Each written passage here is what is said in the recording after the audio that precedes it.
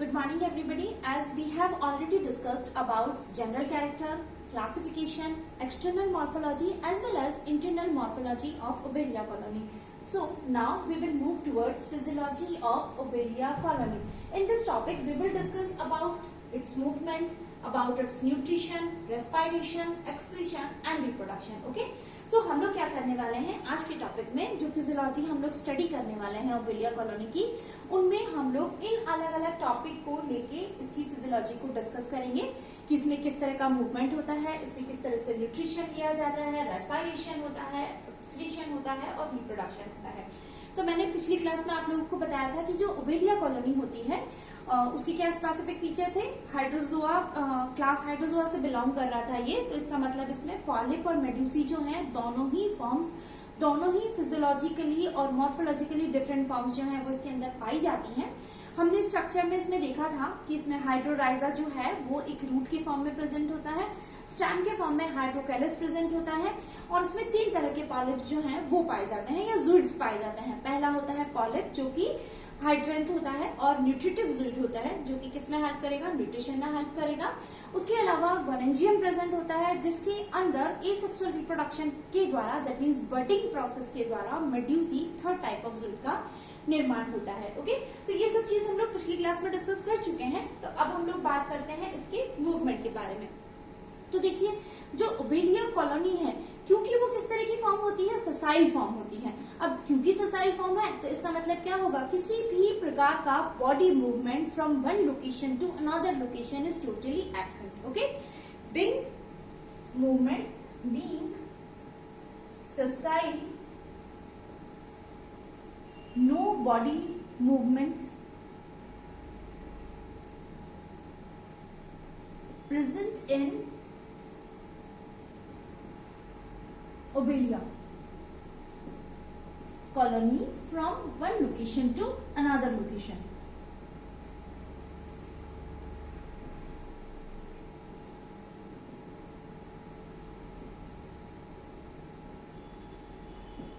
Okay, क्योंकि ये animal जो है यानी ओबेलिया कॉलोनी जो है वो ससाइल होती है, सबस्ट्रेटम पे चिपक के रहती है, फिक्स पोजीशन में पाई जाती है, तो इसमें किसी भी प्रकार का body movement from one location to another location is totally absent. But आपको ध्यान होगा जो हम लोग ये बना रहे थे, पॉलिप जो बना रहे थे, इस तरह से थे आपके पॉलिप जो कल हम लोगों ने स्ट्रक्चर देखा था, तो उसमें यहाँ पे आपको पेरिसर्कल एन्युले नजर आ रहे थे, इस तरह के एन्युली पाए जा रहे थे। इसे हम क्या बोल रहे थे, पेरिसर्कल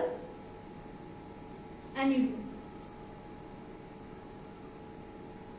ये पेरिसर्कल एन्युली जो है वो कुछ प्रकार का स्विंग मूवमेंट जो है वो शो करता है, जो पॉलिप होता है उसकी वजह से, क्योंकि ये एन्युलस पाए जाते हैं इसके अंदर, जिसकी वजह से क्या होगा, थोड़ा सा लाइट स्विंग मूवमेंट जो है वो शो किया जाता है इन पेरिसर्कल एन्युली के द्वारा। लेकिन किसी भी प्रकार का बॉडी लोकोमोशन जो है वो एक जगह से दूसरी जगह पे नहीं पाया जाता है, क्योंकि ये एनिमल जो है वो पूरी तरह से अटैच्ड फॉर्म के अंदर पाया जाता है। ओके, अब हम बात करें इसके न्यूट्रिशन के बारे में। तो न्यूट्रिशन जो है वो न्यूट्रिशन के लिए अगर आपको ध्यान हो तो कल हम बात कर रहे थे कि इसके अंदर specific type of nutritive zooid present होता है जिसे हम बोलते हैं पॉलिप, हाइड्रेट, गैस्ट्रोज़ूइड और trophozooid. Okay, nutrition for nutrition, a specific type of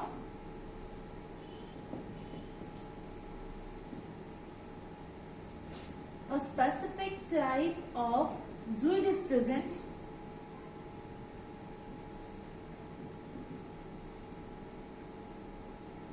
called polyp, gastrozoid और ट्रोफोज़ूइड। ठीक है, किस तरह की स्ट्रक्चर होगी देखिए इसके अंदर। आपको ध्यान हो तो कल हम बना रहे थे इस तरह का एक पॉलिप बना रहे थे, है ना, और पॉलिप में यहाँ पे एन्युलस पेरिसर्कल पाया जा रहा था। उसके अलावा यहाँ पे माउथ था और माउथ जो था it is surround by large number of tentacles, इस तरह से था। ठीक है, ये था पॉलिप था जिसमें large number of tentacle present था और उसके अलावा इसमें पॉलिप जो था उसमें माउथ पाया जा रहा था उसके अलावा यहाँ पे क्या प्रेजेंट था, हाइपोस्टोम था जिसके ऊपर माउथ पाया जा रहा था। तो ये स्ट्रक्चर होगा हाइपोस्टोम और ये है इसका माउथ, और ये है आपका पॉलिप, गैस्ट्रोजोइड और ट्रोफोजोइड। तो होता क्या है, देखिए किस तरह से ये अपना न्यूट्रिशन जो है, खाना किस तरह से लेता है। खाने में क्या लेगा, जनरली ये खाने के अंदर स्मॉल क्रस्टेशियंस जो हैं या निमेटोड्स जो हैं, उनके ऊपर जो छोटे छोटे माइक्रोस्कोपिक प्लैंकटन है, जू प्लैंकटन है, फाइटोप्लैंकटन्स हैं, और इसके अलावा निमेटोड्स हैं, स्मॉल क्रस्टेशियंस हैं, उनके ऊपर ये फीड करता है, उनको खाने के रूप में लेता है। तो यहाँ पे अब जब खाने के रूप में लेता है, पर हम ये बात बोल रहे हैं कि जो ओबेलिया है वो किस तरह से पाया जाता है, फिक्स पोजीशन में पाया जाता है। दैट मीन्स ये खाने की तरफ खुद मूव करके नहीं जा सकता है। तो क्या होगा, इसमें किसी न किसी प्रकार के खाने को कैप्चर करने के लिए कोई ना कोई ऑर्गन जो है वो प्रेजेंट होगा। तो खाने को पकड़ने के लिए इनमें क्या पाया जाता है, टेंटिकल्स। ये टेंटिकल्स जो हैं मूव करते रहते हैं, और मूव करते हैं जैसे ही पास में कोई फूड पार्टिकल्स जो है वो आता है तो वो इस पे चिपक जाएगा। और ये टेंटिकल्स जो है, उसके अलावा अगर कोई छोटा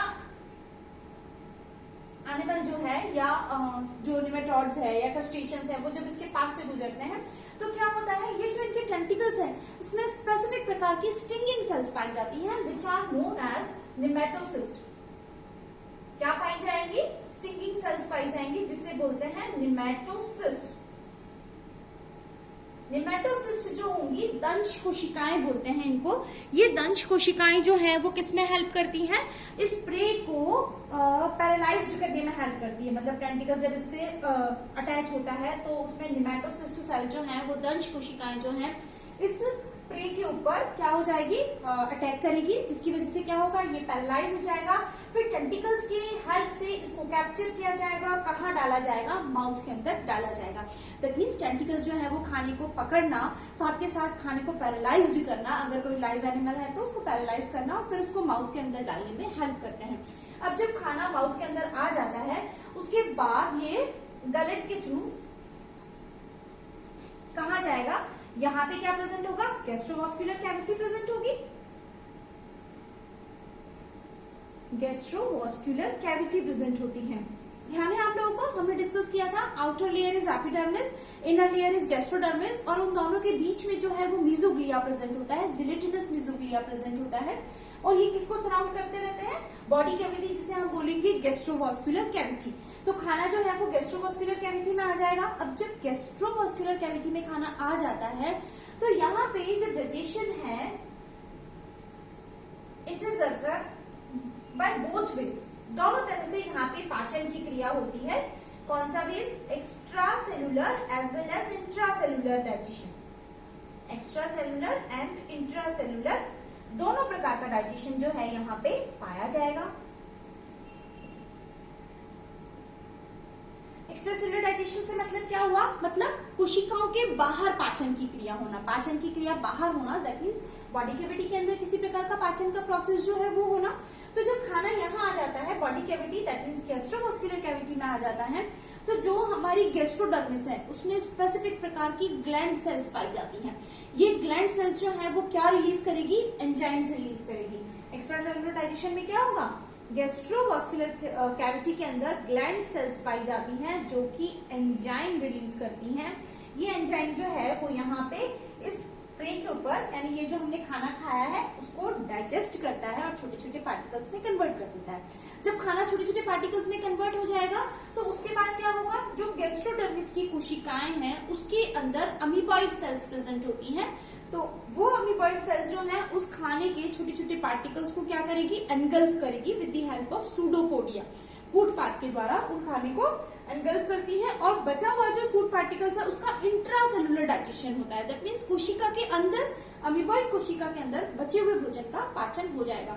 तो इसीलिए हम ये कहते हैं कि जो न्यूट्रिशन है, ओबेलिया कॉलोनी के अंदर जो पोषण का कार्य है और डाइजेशन का कार्य जो है वो extracellular as well as intracellular दोनों प्रकार का पाया जाता है। ओके, यहाँ तक समझ में आ गया आप लोगों को।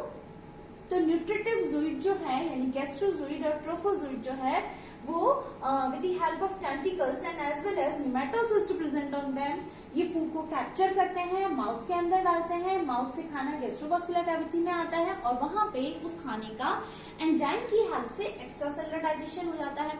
जो फूड पार्टिकल्स छोटे छोटे बन जाते हैं तो उनको स्पेसिफिक कोशिकाएं अमीबॉइड सेल्स जो है उस खाने को एनगल्फ करती है, निगल लेती हैं और उसका इंट्रा सेलुलर डाइजेशन हो जाता है।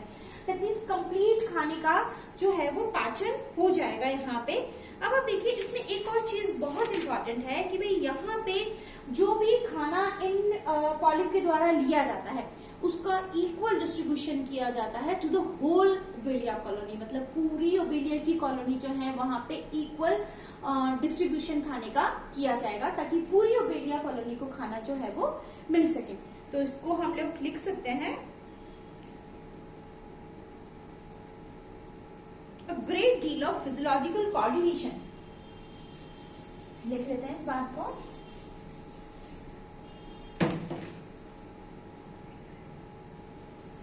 A great deal of physiological coordination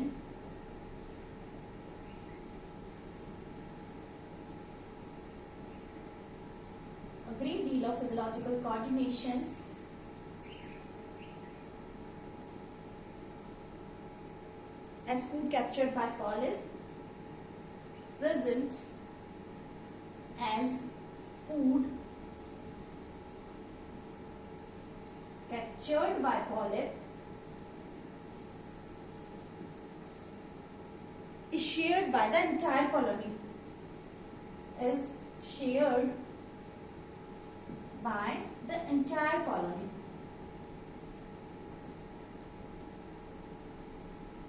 ठीक है, क्या मतलब हुआ इस बात का कि यहाँ पे जो है a great deal of physiological coordination is present in this colony.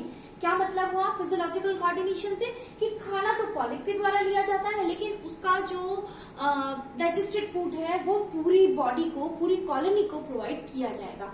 That's why great physiological coordination is present in the Obelia colony as food is captured by the polyp and it is shared by the entire colony। ठीक है, यहाँ तक समझ में आ गया आप लोगों को। अब हम लोग बात करते हैं इसके रेस्पिरेशन और एक्सक्रीशन के बारे में।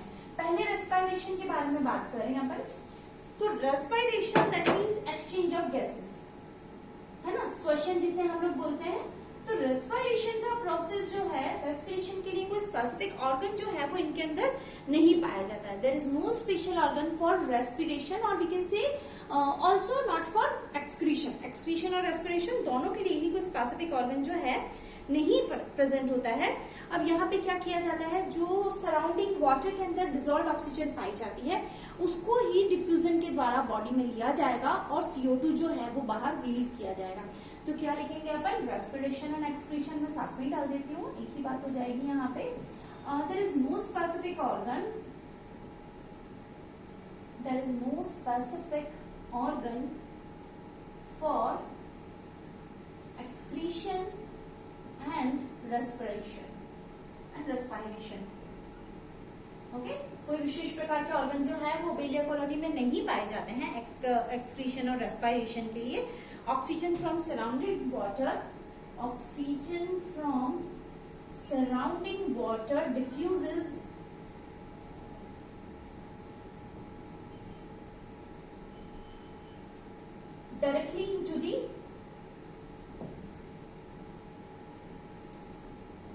directly into the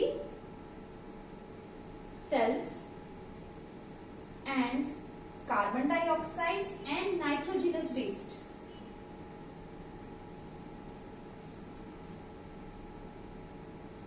diffuses out। क्या मतलब हुआ इस बात का कि देखिए किसी भी प्रकार के स्पेसिफिक एक्सक्रीटरी या रेस्पिरेटरी ऑर्गन जो है वो ओबेलिया कॉलोनी में नहीं पाए जाते हैं। कैसे किया जाता है, जो सराउंडिंग वाटर है, ओबेलिया कॉलोनी जो है वो मरीन वाटर में पाई जाती है, तो जो सराउंडिंग वाटर है उसके अंदर डिजोल्व ऑक्सीजन होगा और कार्बन डाइऑक्साइड होगा। तो डिजोल्व ऑक्सीजन का अमाउंट जो है वो ज्यादा होगा, कार्बन डाइऑक्साइड का अमाउंट जो है वो कम होगा। तो क्या होगा, पानी जो है वो इस हाइपोस्टोम यानी माउथ के द्वारा हाइपोस्टोम से होता हुआ बॉडी के अंदर आता है। अब बॉडी के अंदर आना दैट मींस गैस्ट्रोवास्कुलर कैविटी के अंदर आना। गैस्ट्रोवास्कुलर कैविटी जो है it is surround by gastrodermal, it is surround by gastrodermal cells, है ना। तो ये जो सेल्स हैं वहां पे एक्सचेंज ऑफ गैसेस होता है through the diffusion of gases, है ना, डिफ्यूजन के द्वारा।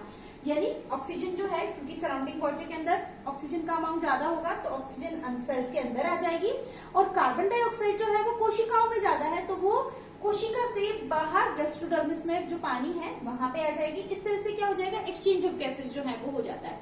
तो डिफ्यूजन के द्वारा, विशरण के द्वारा रेस्पिरेशन होगा। एक्सक्रीशन यानी एक्सक्रीटरी प्रोडक्ट दो बनेंगे।